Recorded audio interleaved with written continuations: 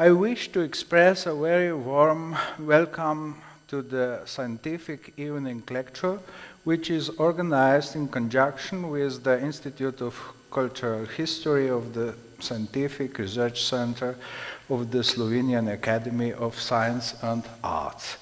I'm delighted to greet our distinguished guest, Dr. Matthew Bennett, a medievalist and military historian and currently a visiting scholar at the Institute of Cultural History, who is going to give us a lecture on the Battle of Frigidus and the fall of the Roman Empire. Dr. Matthew Bennett is a senior lecturer in the Department of Communication and Behavioural Science at the Royal Military Academy, Sandhurst. Matthew is a fellow of the Royal Historical Society, of the Royal Society for Antiquaries, and trustee of the Battlefield Trust. He acted as a teaching fellow at the History Department of the University College Chester, where he has been appointed a visiting lecturer in medieval history. He worked as an external examiner in War and Society at University of Swansea. Currently, he is an external examiner in War Studies at University of Buckingham and he is a fellow of the Callahan Centre for Conflict Studies at the University of Swansea. Dr. Bennett is the author of a number of highly acclaimed monographs and academic articles on medieval and modern warfare, and he appears regularly on television programs about military history. So thank you very much for being here with us today. We are very much looking forward to hear your presentation on the Battle of Frigidus and the fall of the Roman Empire, not the British Empire. Wasn't quite expecting it. Yes, thank you very much, Dr. Goodness. That's very kind for the introduction. I prefer to stand to talk, I think, because it helps me to see the audience apart from anything else. There's an expression in my country which is to carry coals to Newcastle. To carry coals to Newcastle. Newcastle is a big city on the northeast coast of England, and it was where the first coal came out of the sea. And so to carry coals to Newcastle is to come from the south of England to give people something they've already got, right? And I feel a little like I'm carrying coals to Newcastle to come and speak to you on your home territory about, about your battle, if you like. So I hope I will be able to enable you to think about the battle in slightly different ways from the way I describe it. But before beginning the paper, I'd like to pay tribute to Dr. Jaroslav Šašel, whose studies of the region of Pannonia and East Noricum have proved an important support for today's talk. As was mentioned, I'm a fellow of the Society of Antiquaries of London, and in researching the subject, I found that Dr. Šašel was also an honorary fellow. Eminent academics from overseas are often made honorary fellows, and which is why there is a collection of his publications in the Society's library. This is just one that I brought along as a demonstration. I know that he died in 1988 because that was also the information we had, but perhaps there is someone here who remembers him or has been influenced by his works. Now, I expect that everyone who has heard of the Battle of the Cold River will remember it as the occasion when Emperor Theodosius I finally established the supremacy of Orthodox Christianity in the Roman Empire. His victory over the pagan Eugenius symbolized the beginning of a new era for the world as predestined in God's plan. Well, this is what his propagandists, the classical poetry of Claudian and the stern sermonizing of Ambrose, Archbishop Ambrose, took as a lesson of the Theodosian victory. What was presumably not planned was the sudden death of the last ruler of both Eastern and Western Empire just a few months later, leaving two ineffectual minors, children, to rule over the separate halves. Nor could Theodosius have anticipated the crossing of the frozen Rhine a decade later, which changed the game forever in the West and anticipated the final outcome of its division into separate barbarian kingdoms. The fall of the Roman Empire in the West has been much debated. By the time of the teasingly named Romulus Augustulus, who was deposed in 476 AD, power had long passed from the emperors into the hands of a barbarian military elite. The new kingdoms of the West took time to form, but by the end of the 6th century, there was little of the old imperial structure left. What I've given you here is a standard map of the Roman Empire in the later period. The top there you see the entire empire. This is for 375 AD, which is an important date because the following year a Roman emperor is defeated by the Goths at Adrianople, that's Edirne in modern Turkey, and killed. And it's a crucial moment at the end of the Roman Empire. And then the second map, as you can see, is a map of Italy and the Balkans showing the main routes that people were fighting along. So when I'm mentioning places, I'm sure they will be known to you, but it might just be helpful to have a look at that map. So there's very little of the old imperial structure left by the 6th century, except in southern Gaul and other prosperous areas where city life did continue, in a way that would have been recognizable before the first great collapse of the 3rd century, because Rome's a very long-lived empire. Rome is an empire for some 4 centuries before and after Christ, and with sort of a life before that and a life after. So what I want to say is, why did the imperial structure survive the vicissitudes, the problems, the torment of the early barbarian invasions, only to succumb 2 centuries later? Now, the obvious answer for its survival after the collapse of the 3rd century is the military reorganization. In fact, it's true to say the militarization of the Roman Empire. Even civilian positions in the Roman Empire were represented by people wearing military-style dress. So it's a fully militarized society with all that implies for autocratic central rule. And this was done by the Emperor Diocletian and his successors in the late 3rd and early 4th century. This revived structure possessed certain strengths in that it allowed effective responses at a regional level, conducted by 2 emperors ruling east and west, and their 2 Caesars, or deputies. This is a devolution of power, and it also posed problems because it allowed the creation of power bases distant from Rome, and therefore encouraged dissident generals to try their hand at seizing power. So it wasn't just people in Italy or Gaul who might be, but you get pretenders coming from Britannia, where I come from, of course, in the far north, or from Syria or wherever. And, of course, it was the problem of the generals that actually led to the dissolution of the old republic in the 1st century before Christ and the centralization of power under Augustus, Octavian, who becomes Augustus, as the Principate. This system which he established survived several periods of civil war and changes of dynasty until at least of the time of Septimius Severus, who died in 2011 of the Christian era. Then a series of weak emperors allowed the Praetorians, the guard, the emperor's guard, to sell the imperial office to the highest bidder. We still use the term Praetorian when we want to say the military are too powerful in a society today. At the same time, a new, more powerful enemy arose in the east, the Sasanian Persians, who took over from the old Parthian Empire but proved to have a more aggressive ideology and a diplomatic military policy. They certainly had a very strong belief in Zoroastrianism, and the war that develops on the eastern front of the Roman Empire has a kind of religious touch to it, religious war touch to it.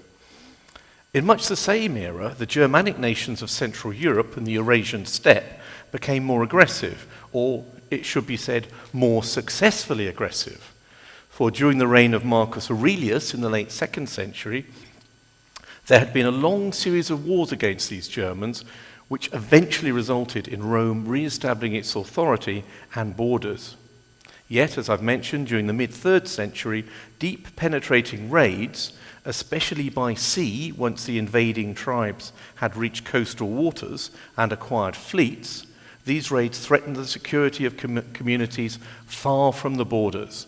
It used to be that there would be fighting on the borders and people within the empire itself would feel relatively protected. They could continue to trade and live their normal lives.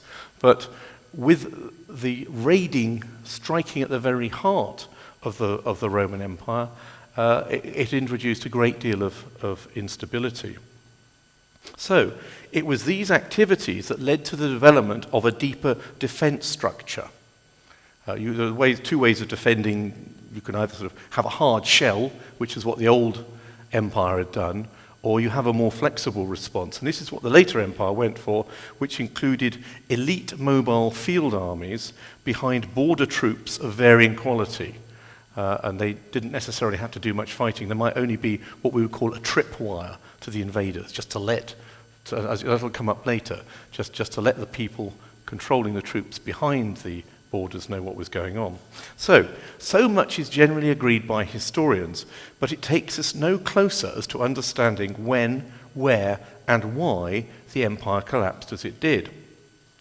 Perhaps it's easier to explain why it survived where it did. Certainly, Constantine the Great's move from Rome to Byzantium, which of course is Constantinople, as marked on your map here, at the mouth of the Black Sea. From Constantinople, they had a much more strategic place for dealing with the kind of threats that the empire was faced with. They could control an important trade route. They could protect a peninsula. It was a sort of a triangular peninsula, which was walled off at one end. And therefore they had a strong fortress, if you like, to protect the capital of the empire. And it was also a healthy site. And we shouldn't forget that. In the pre-modern era, it was really important to have a wind that blew the plague away, or other diseases, because when you get a lot of people together, and unless the sanitation is of the very highest level, you get terrible summer plagues and issues like this. So having a strong wind to blow away the disease, as they saw it, was a very useful place to be. But really, what it does enable the emperors to do is to literally keep an eye on what's happening on the Iranian plateau to the east, that's Persia, and also to the steppes to the north, where folk movements are moving large numbers of people around, and these people then pose a threat to the empire. It's also true to say that the economic structure of the eastern provinces, which is where Constantinople is centered, proved more resilient. They were simply more productive and richer than most of the western provinces, had a stronger tradition of city life, and were more responsive to paying taxes than in the West. You can't run a big government without taxes. People often complain that taxes are too high, then and now, but unless you pay the taxes, you don't get government. There are some historians who see the extreme northwestern provinces, such as Britannia, my homeland, as scarcely Romanized at all, despite the evidence of bathhouses, arenas, and city walls, and we have plenty of those still surviving. There is no doubt that following the barbarian incursions of the 3rd century, many previously spacious and unwalled cities withdrew into a fortified core. And there's a little place called Bavay, B-A-V-A-Y, in northern France, which I visited a few years ago. And what happened was that it was a Roman town, and then it shrank just to the size of the forum, just to the place the size of the marketplace and where all the business was done. And they built walls all around it. So it looked more like a defended military supply base rather than the urban environment we'd expect from a Roman city. And the result of the barbarian incursions, which became settlements, that means that the non-Romans have occupied the countryside, therefore they control the productivity of the countryside, and the result of this was the Western tax base collapsed, because you can't draw money from people who don't think you're ruling them. those Roman aristocratic landowners who survived also took themselves outside the system. So instead of responding to central government, they led what we would call nowadays privatized forces. You know, the military either belongs to the state or it belongs to powerful men, who they call the bucellarii. And the bucellarii it's actually that the name is a bucellus or bucellus is a hard biscuit that you give to your soldiers to feed them. So it's a rather derogatory way of talking about them. But basically, you have there, although these men took an oath to the emperor, these soldiers, they were dependent upon their masters for pay and support. So they were little different from feudal retainers of a later era. So a lord has his ministeriales, or his followers, his knights and so on, in the feudal era. Well, is there very much difference going on in the 5th century? And once you put military power into the hands of local men, then again you can forget local government. So what I've been doing here is illustrate the big factors at play in the 2 centuries from the mid-3rd to the late 5th centuries. So how does the Battle of Frigidus fit into all of this? I would like to suggest that in a microcosm, the battle and its outcome raises and identifies issues that were crucial to the decline and eventual extinction of the governmental system known as the Roman Empire. So that's my introduction. I'm now going to divide it into a series of sections. And the first one I've called the reason for the conflict. There's been a long debate among historians about how the Roman Empire died. For some, it died of a long, lingering disease as the economy stagnated and trade links which bound it ossified and shrank. For others, it was murdered by German barbarian invaders who overwhelmed its once powerful defences, partly by infiltrating the army and partly by main force. To others, and I really adhere more to this group, it committed suicide. So, 3 explanations as to how the Roman Empire died. Generations of internecine strife of civil war finally reduced the empire's wealth and ability to defend itself to such a degree that it dropped dead by its own hand. In this view, Frigidus is a key example of this tendency. 2 great armies destroyed one another, leaving one side narrowly victorious and the empire itself so weakened that lesser players, such as the barbarian federati, they call them federate troops, allies, auxiliaries, doesn't really matter, but people who are serving the emperor really for pay as much as anything. These people became key and were able to win influence and power over the government, the cities, and the land. And once you have that again, you have the end of imperial rule. As I mentioned in the introduction, the conflict can be seen in terms of an ideological battle between Christianity and old paganism. The 4th century bookended the rise of Christianity. One bookend, Constantine, another bookend, Theodosius, and all that happens in between. The rise of Christianity is the official religion of the Roman Empire. In 1313, Constantine declared toleration of Christianity. In 1392, Theodosius declared paganism ended. And we mustn't forget just how important that was, because the whole tradition of Rome had been based upon the worship of the old gods, and thus expect that the old gods would support Rome and keep it powerful. This decree was in response to the death of the Emperor Valentinian II, who had been murdered or possibly forced to suicide by his magister militum, that's the guy who's in command of his soldiers, a man called Arbogast. He was a Frank, so he's a barbarian from the Rhineland. He then sought to have himself recognized as Western Emperor because he'd killed the emperor, or the emperor had died conveniently. But Theodosius was not going to allow a barbarian the title of emperor. Instead, Arbogast put up the tutor and grammarian Eugenius, who he presumably found a convenient tool. And this is one of the main problems of the late empire, overmighty generals dictating who should be the nominal ruler. So if Eugenius had become emperor, he would have ruled only in name. The commander of the soldiers would have been the man who was actually running things. No wonder Theodosius was having none of it. He's not going to put up with this kind of behavior. It has to be challenged. So Eugenius, because he was a usurper, because he was challenging for the empire, and because he was based in Rome, was dependent upon the Roman elite, the Roman nobility and the population, and drew upon the traditions of that community and the city in order to bolster his cause. Of course, it is the Roman Empire, not yet the Byzantine Empire or the Greek Empire. That comes a couple of centuries later. So if he's going to represent himself as Roman Emperor, he has to represent himself as Augustus.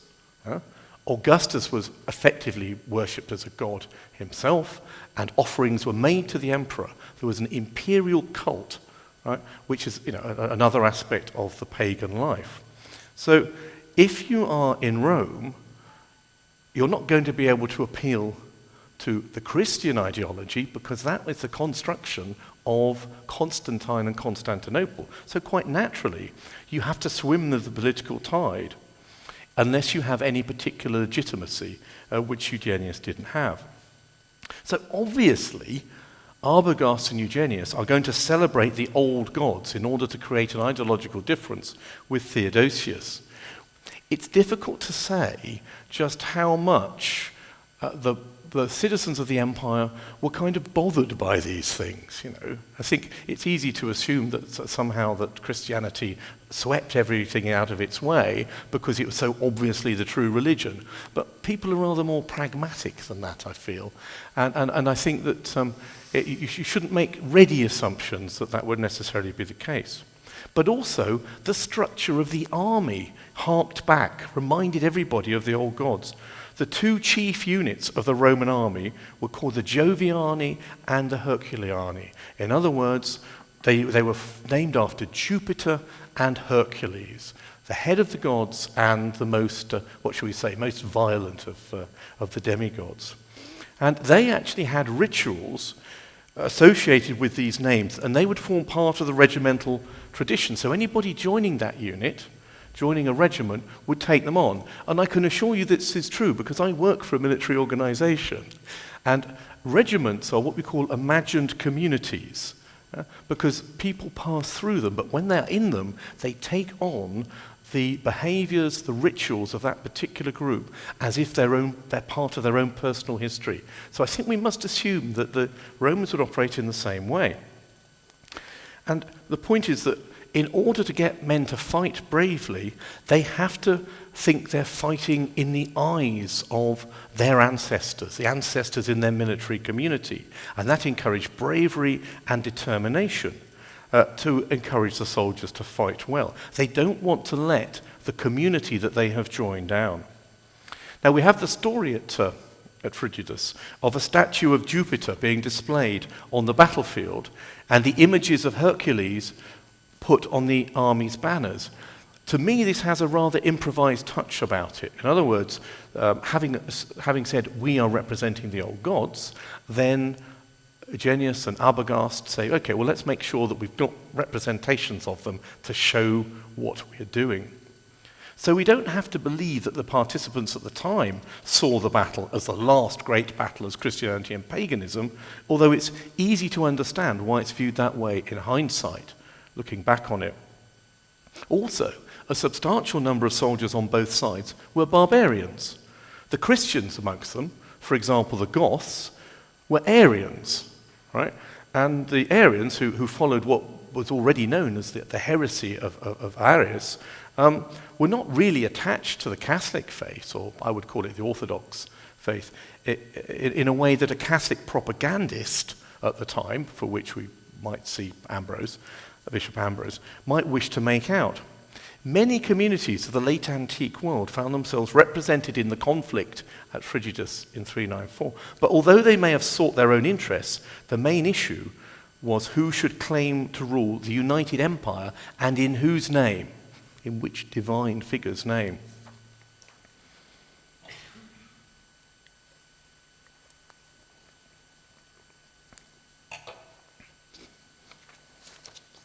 The second thing I want to talk about, the second area, is the composition of the forces, who made up the armies. Now, after the battle, a writer called Erosius commented in a most un-Christian and I would call racially supremacist way upon the number of Goths who died on the first day's battle. Allegedly 10,000 Goths died from Theodosius' side. He saw this as much as a triumph as the eventual victory of Theodosius in God's cause. So in other words, it was good to have barbarians killed, right? Because that took them out of the way. Yet it was far from unusual to have Germanic troops in imperial armies.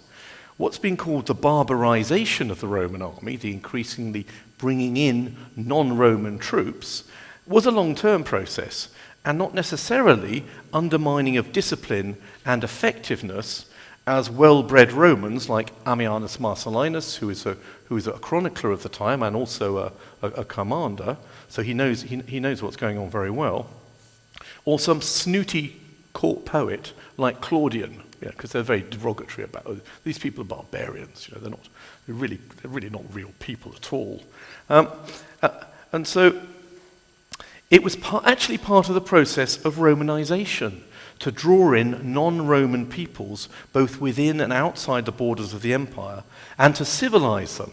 That is something that the army and the empire had always done from the time of Augustus and before. It was a normal thing to do. And really what it meant was that you brought in peoples and then educated them in the Roman way. They bought into Roman language, culture, and social mores, social behaviors. Right? And that is what the Romans called civilizing. And we shouldn't forget, an important aspect of civilized behavior is paying taxes to support the whole imperial superstructure, because it doesn't come naturally to people. They have to be educated to do that. However, there had been changes in the 2 decades prior to Frigidus. The army then was not the army of Adrianople in 376. 376 is an important date, as I mentioned at the beginning, because it's when the Goths cross the Danube. In fact, they're fleeing from the Huns. They plead to the Roman emperor to allow them to cross. Anyway, but so the army that was destroyed there or damaged was not as 376. I think we must assume was a stronger army, and nor was it the army of Julian, the Emperor Julian's invasion of Persia in 365. There was a great attack on Sasanian Persia, led by the last great pagan emperor, who was the Emperor Julian, which failed because he was actually killed in a skirmish. But the troops were so good that they marched all the way into Persia and all the way back again without really taking any heavy casualties. These were professional troops. And nor was it the army of the late reign of Constantine. But it doesn't mean that it had deteriorated as badly as a simple assumption. Well, it must have been no good because it was full of barbarians. Well, no, not actually. It depends about how they actually fought. And also this literary arrogance of the Romans to people who they considered to be not quite civilized. That might suggest that these were bad armies, but they weren't necessarily. The important thing was, as long as the empire had soldiers who would loyally, valiantly, and successfully fight in its cause, the army served the needs of the state. Also, the term barbarian did not have the same connotations of unrelieved cruelty as today when we talk about barbaric behavior in some of the conflicts that we find around the world today. It has a really negative thing. But to be a barbarian was simply to speak the language of the sheep. Ba, ba, ba, ba, ba, ba. Yeah? It came from the Greeks originally. That's all it is. So now, and Roman ethnic stereotypes were not as racist as attitudes of the 20th century. The Romans had ethnographers. They were interested in how other peoples lived, and they felt a sense of superiority. But there was no sense that people were Untermenschen or anything like that. That was not the way the Romans thought. And the reason why you categorize people, it was just a way of, finding out who they were, how they behaved, whether they could be useful to the empire or whether they posed a threat.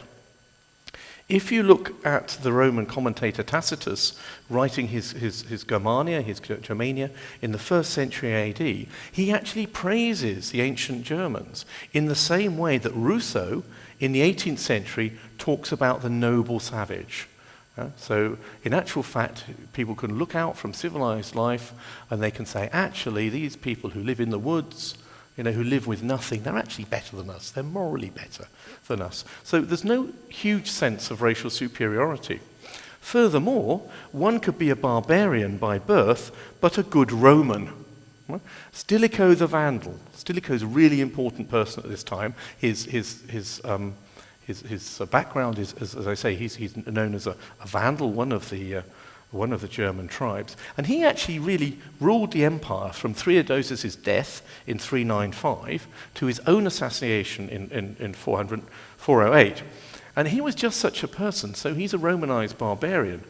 Also, there was the issue of the assimilation of people who began their careers as Federate troops within the empire and later became a settled population of landowners. There's a very distinguished late antique historian called Walter Goffart, an American, who he sees a lot of what's going on not as invasion and fighting and conquest, but assimilation. And you can actually look at the way the Goths settled in Italy and were apportioned land and so on. So, I think, to be honest, it's a rather optimistic way of viewing it, but nonetheless, it's worthwhile thinking about that rather than just assuming it's a conquest in the rather more modern sense.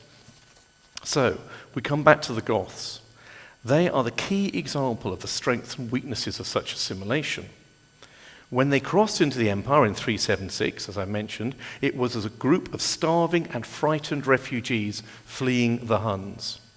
Due to the extraordinary incompetence and stupidity of Roman officialdom, could never happen today, they were disarmed and given no help to survive. Rather like the Native Americans in late 19th century late 19th century America, as the Europeans pushed west, they were pushed into reservations and so on. But basically they were pushed into such a desperate situation, they had to fight back. If they'd been managed rather more sympathetically, that might not have happened. So when they did take up arms, they were so affected, as I mentioned, they killed a Roman emperor, Valens, and routed his army at Adrianople. Current interpretation suggests the Roman army was by no means as devastated as used to be thought. And in 380, the then Emperor Gratian organized a treaty with the Ostrogoths, followed couple of years later by Theodosius with the Visigoths. So the Goths are divided into two groups, the Easterners and the Westerners. But some of this is just historical hindsight anyway. When they actually arrived at the empire, there were two tribes. One was called the Gretungi and the other Tavingi. But they were not united until the ambitious and inspirational leadership of Alaric. Alaric, of course, who's most famously known for the sack of Rome in 410. Then they began to develop a sense of national identity, or even destiny, if that's not too dangerous a word, which took them eventually to rule kingdoms in modern France. I'm much of the same opinion as the historian Liebeschutz that German ethnic identities were fairly flexible and collected around a military elite that later, nostalgically, created a mythology of an ancient nobility to justify the context in which they found themselves. Why are we ruling? We're ruling because it's our right to rule and because we have hereditary kingship. A lot of these things are actually constructed, they're made up later in order to legitimize rule. And the writer, the contemporary writer, the 6th century writer, a man called Jordanes, who writes a history of the Goths, he's really engaged in what I'd call a legitimization of a ruling elite a century more or later after the formation of a community. So you end up with a political situation in which Theodoric the Goth is ruling in Italy, and then you have a justification for why that came about, as I mentioned. People did not begin as Goths. They became them, or as Amos, or as Gepids. It was through a process of social osmosis and political accident.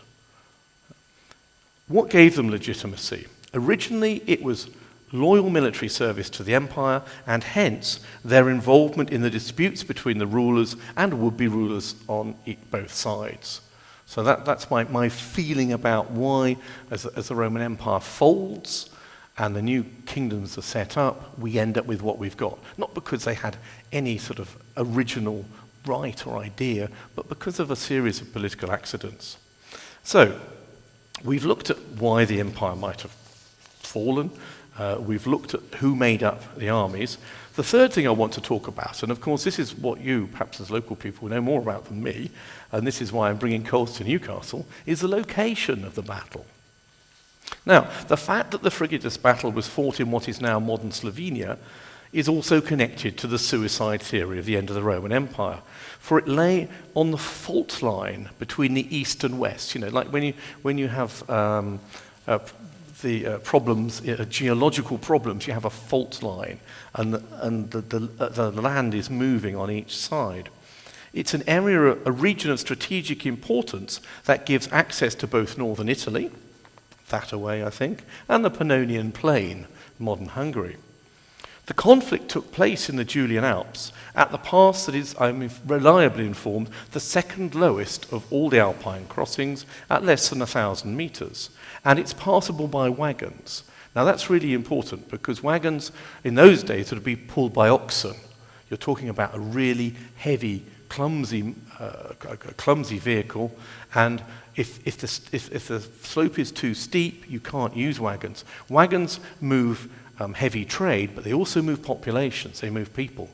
If you're going to take your wives, your family, and your goods with you, you need wagons. And so that is important as well, because if you can hold a pass, you can stop population movements.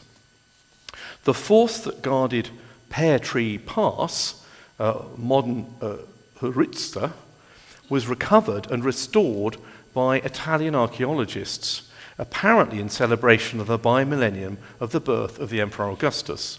And so if you have a look at the second map that I gave you, this is now we're talking quite closely about the strategic situation in the Julian Alps and down into Dalmatia. So the fort that actually defends this pass, as I say, was reconstructed by the Italians. As you may know, under Mussolini, the Italians were busily reconstructing the Roman Empire wherever they could get to, but especially in North Africa, where they made a great deal of this. I mean, it didn't last the war, of course, the Second World War, but it was something that was going on. So that was the first work that was done.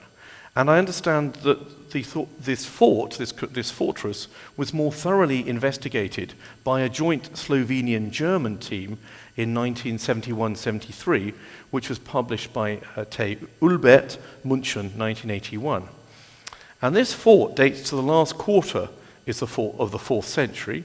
It's matched by another, Analice, with another two Klauseri further north and east to the road to Emona, which is modern Ljubljana. And so what you've got here is a series of forts and blockages to stop movement.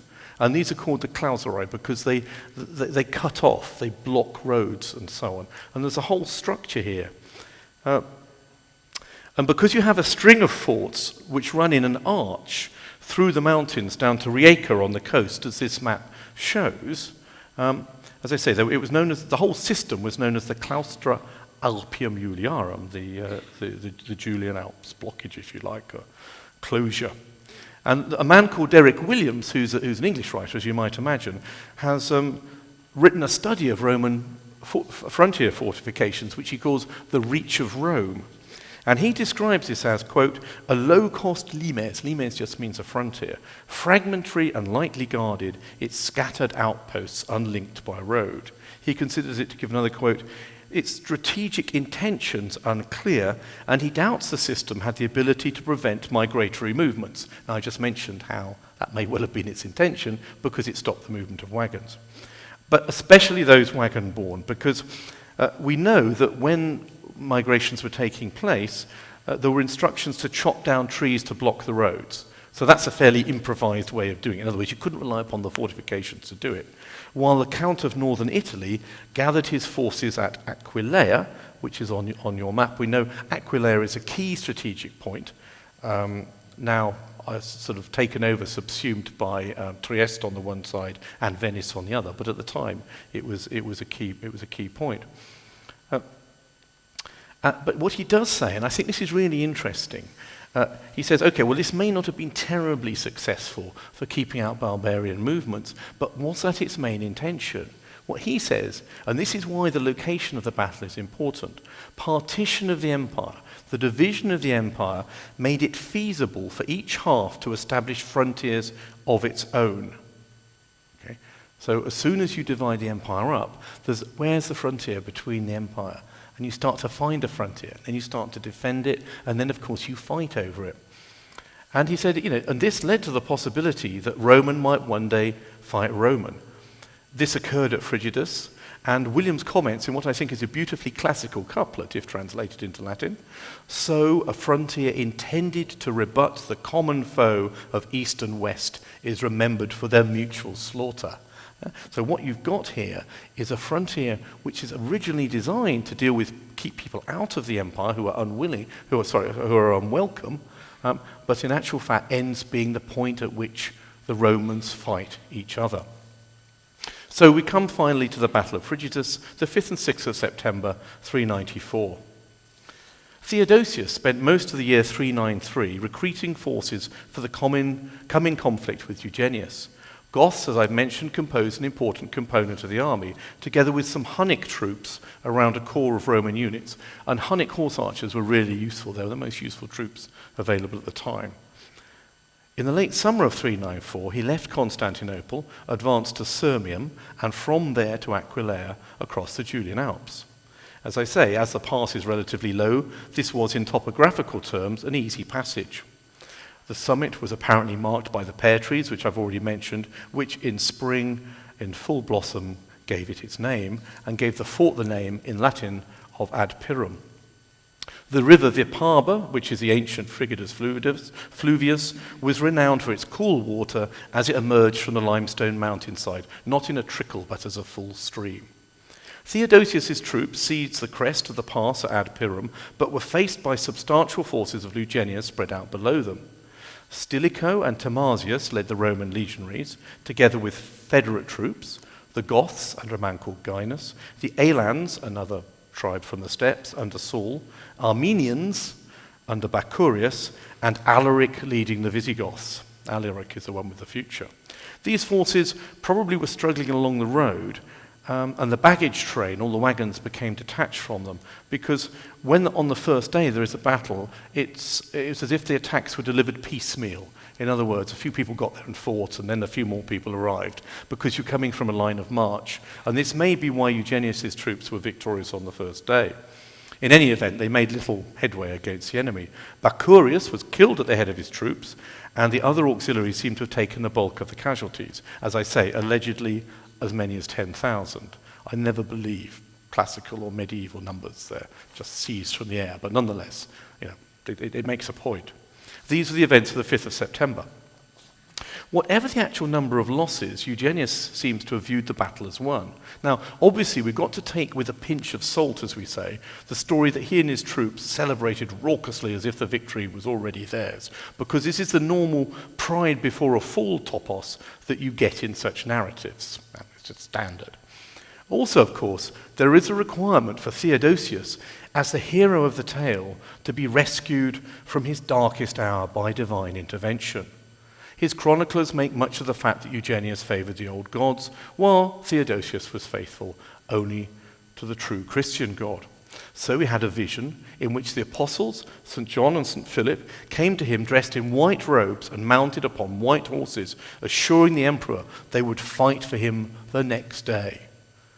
The following day, after the emperor woke up, a centurion came to him and said an ordinary soldier had had the same vision. So there was a kind of reinforcement then that this really had happened, and the emperor could be sure that the Christian God and the apostles were going to fight for him in a very physical way. I think that in the modern world we would find not quite so convincing. That's the way they saw it. And of course, we then come to the divine wind. Once you know that God is on your side, and once you know that the saints are going to be there fighting for you in a very physical form, then, of course, it explains the divine wind. What we do know is the next day, Theodosius discovered that some troops that had been sent by the Frankish commander Arbogast to outflank him, had been sent to come around the back of him. When they got around the back, they decided actually they'd rather join the emperor. Now, that is a significant military moment, because that then sends a message to the others of Eugenius' troops that maybe, not everybody is really up for this conflict in the way that they might have hoped.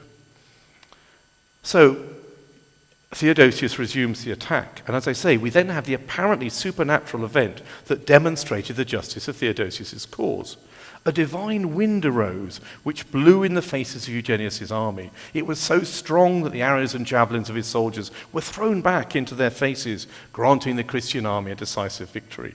Eugenius, the puppet emperor, was captured and executed, while the puppet master, Arbogast, fled into the mountains and later committed suicide in a very Roman way. As I say, not everybody believes the story. A very distinguished British academic, Professor Alan Cameron, sees it as constructed after the event by this church historian Rufinus. There's also a classical tradition drawn upon by Claudian, the court poet, which included a story about a similar event at the Battle of Cannae, which of course had been a huge Roman defeat by the Carthaginians. Also, the earliest source for what happened there, who is St. Ambrose, describes the wind blowing before the battle and so demoralizing the pagans. So there's a cold wind which kind of chills their bones before the battle rather than actually during it. However, history is about myth as much as it's about anything. Whatever the truth of the matter, there can be no doubt that a fierce wind does blow down the Vipava Valley. And here again, I rely upon local people to tell me about this. But a study by Mirko Kovac, which was published in 1996 in a book called Westliche Rückkommen Nordostitalien in der Spätrömischer Zeit, which was edited by Rajko Bratoš, for the Narodny Museum. So there's actually been a detailed academic study of this. He explores what we might call the meteorological aspects of the story, the weather side. And nobody is better, as you know, better qualified than a British person to talk about the misery of the weather. So he describes the impact of the cold northern Bora, as it's known here, or the Mistral in France, and the Tramontana in Italy, as associated with the thunder and lightning of thunderstorms. And of course, in a pre-scientific era, if you are getting thunder and lightning in the sky, that is a divine sign.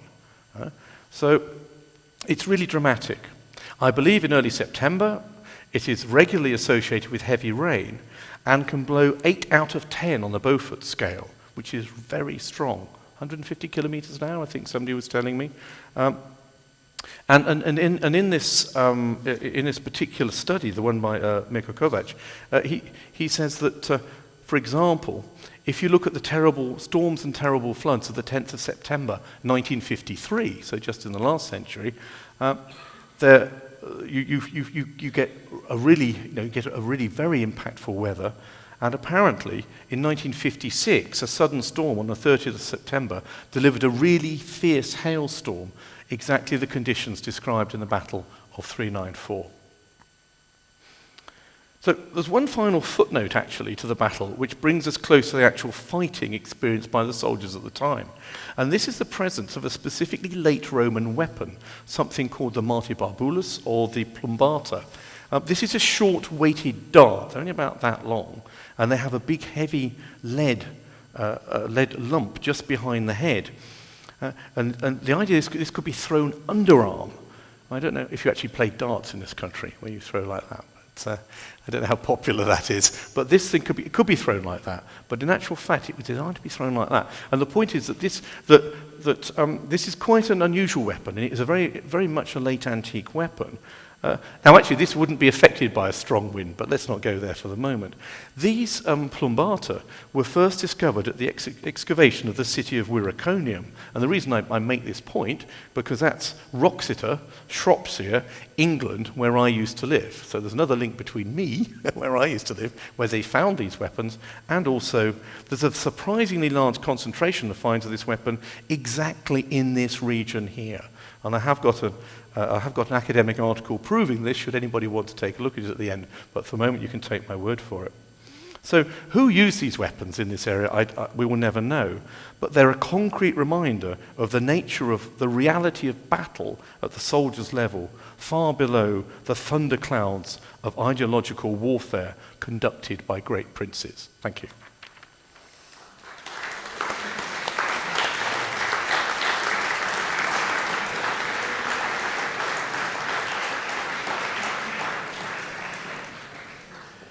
Thank you, Matthew. We have 5 minutes. It's time for our questions.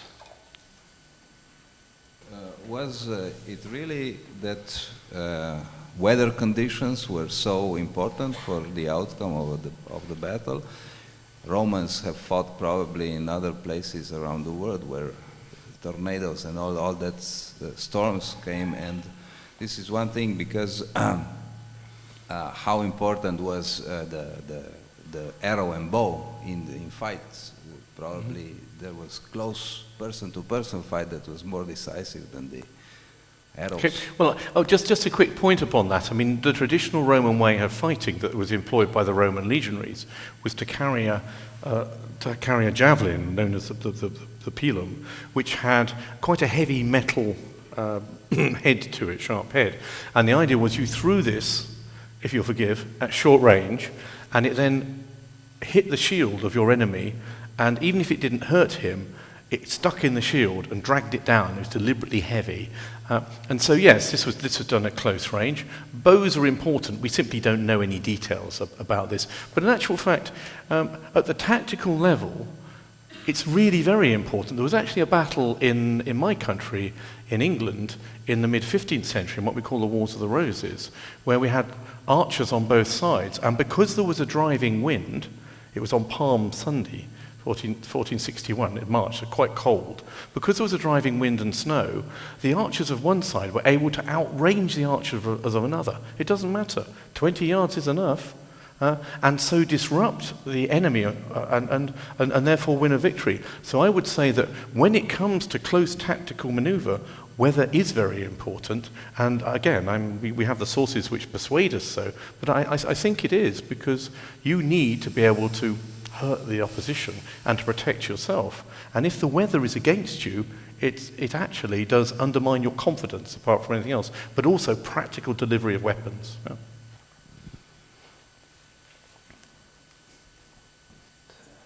To establish how many inhabitants Rome had at the time, the Roman Empire and Aquileia?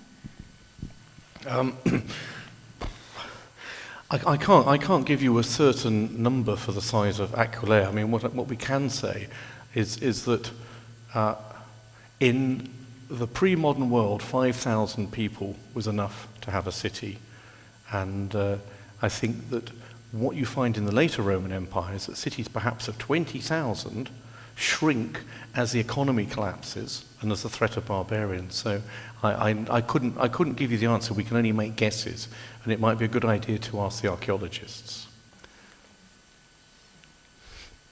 I would like to ask you, how big were these armies at that time? I mean, 1,000, 10,000 people? Yeah, well, and I mean, as far as I know, there were no archaeological findings about the battle.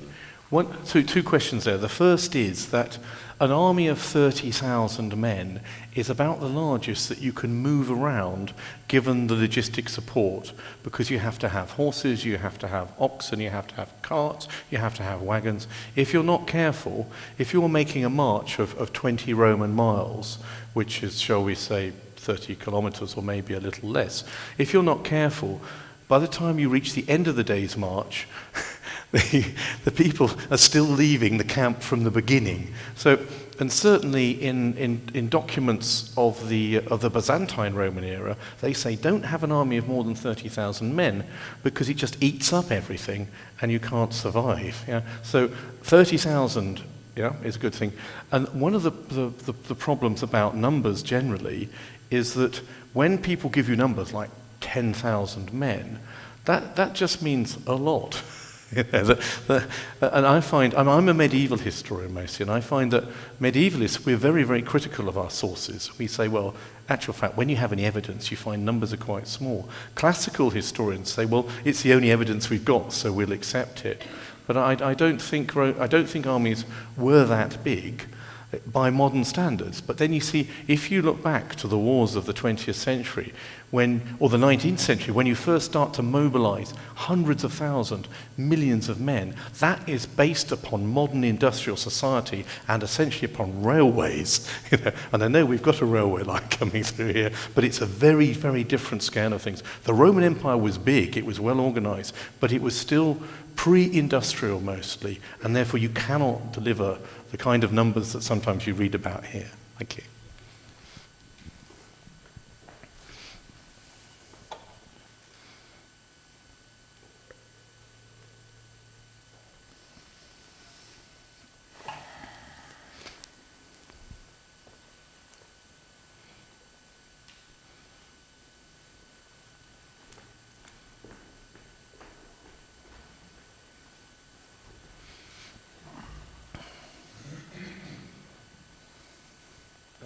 So, why the Western Romans, when they discovered that Germans were so powerful, why they simply not call their armies in northern Italy and defend only the Rome, the city of Rome? I mean, you're absolutely right. That's pretty much what happens. I mean, the reason why the Roman capital, why the capital of the Western Empire is moved from Rome to Ravenna, is precisely because the strategic area of difficulty is in northern Italy. Yeah, you're absolutely right. And you need to fight forward in that sense. But also Ravenna is protected by marshes, and so it was a much more secure place than Rome, which is fairly easy to attack, and as we see, Alaric took it in 410.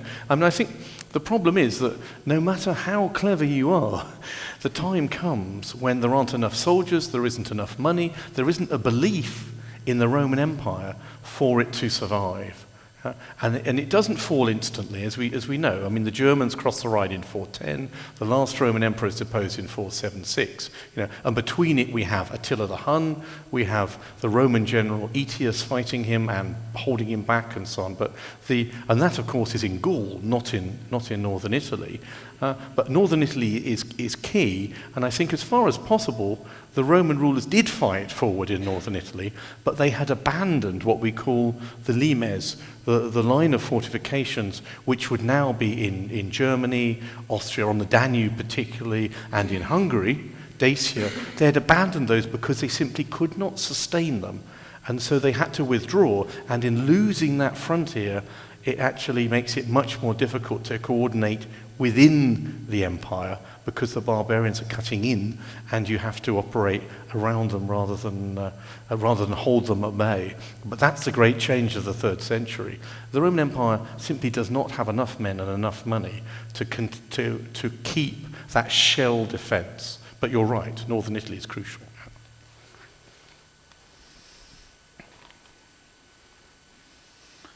Any questions? Please. Just one more.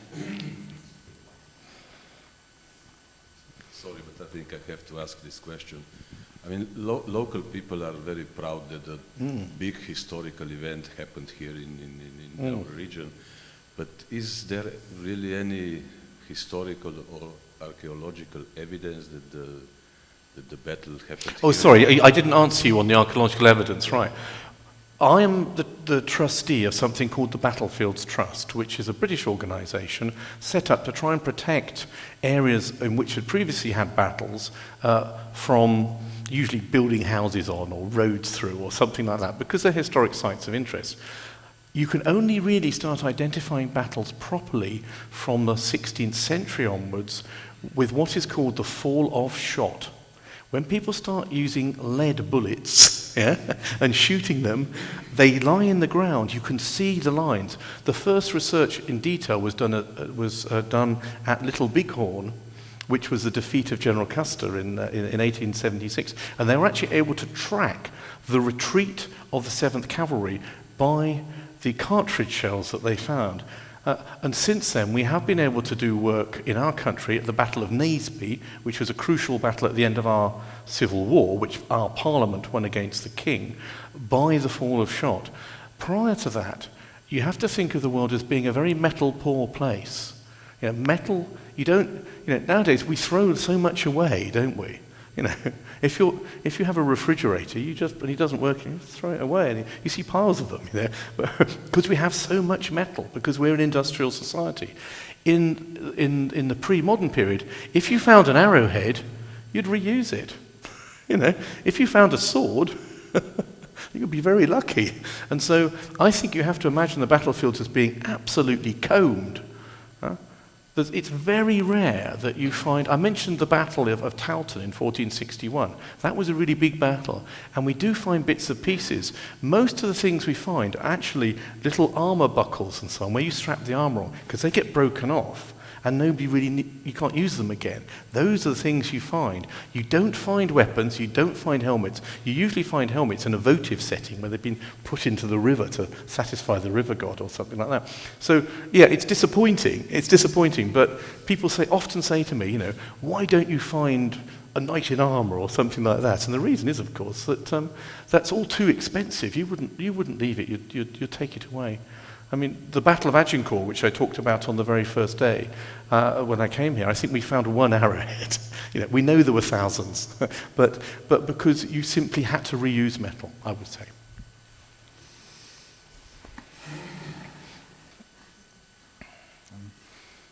And thank you, Matthew, very much.